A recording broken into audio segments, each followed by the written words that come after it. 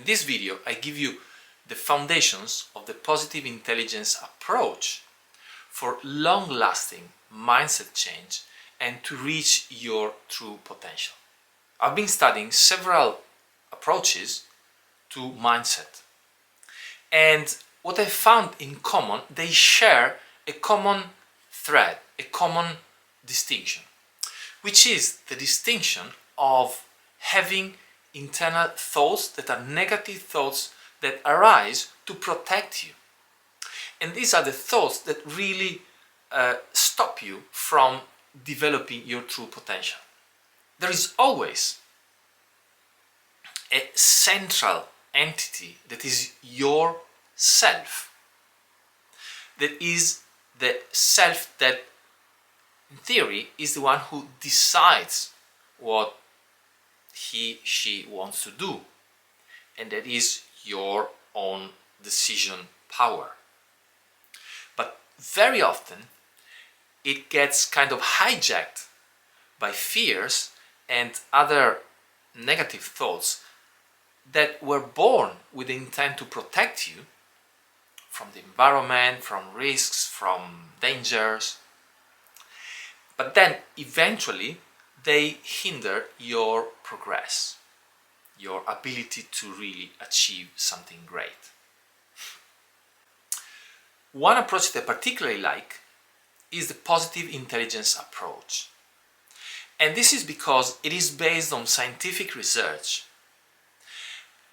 And it's not just a way of saying, oh, you should have positive thoughts and everything will be better.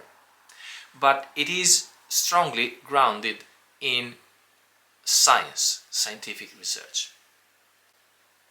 In the positive intelligence framework, you are yourself.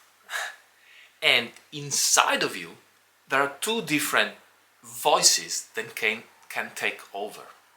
It's up to you to decide which one you want to listen to. The two voices are, on one side, the saboteurs that express in several different ways, and on the other side, the sage. Now, okay, this is quite a common distinction between the bad guy and the good guy. Now, the thing that happens most of the time is that the saboteurs, and we call them saboteurs because they really are sabotaging your success, they act out of fear. They act out of habits that you created since when you were a child to protect yourself and to find ways to progress in the world. Now, these were very helpful when you were a child. They are much less helpful today. The problem is that they are much more powerful in terms of taking control of your mind than the sage. They are much more powerful, and this is by an evolutionary reason. And it is because they were born initially, they were created initially in ancient generations, when our ancestors were living surrounded by dangers, and you should be able to decide quickly, to respond quickly to save your life. Now, the same respond quickly approach happens today with the saboteurs. They are the first to appear on the scene when something happens, and they kind of, sabotage you and your ability to respond in the proper way. These are the saboteurs. The sage is your ability to respond with the calm heart and with the calm mind, and respond with the best response for yourself. So there is this constant battle inside you, and you can notice it. Anytime you get angry for something that happened to you, and you feel that, this is really bad, and I'm getting angry because of this. But in reality, you see that feeling is taking over. It's taking over your entire body, your entire reaction. The idea is to find a way to listen to your sage rather than to your saboteur. And to do this, we have three ways that we combine to achieve it. The first thing is that we have to learn and take control of our self in what it wants to listen to.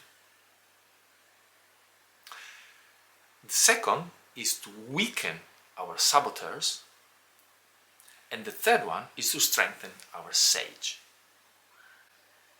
So to this purpose, in the next weeks, I'm going to suggest you to do certain exercises with those specific objectives.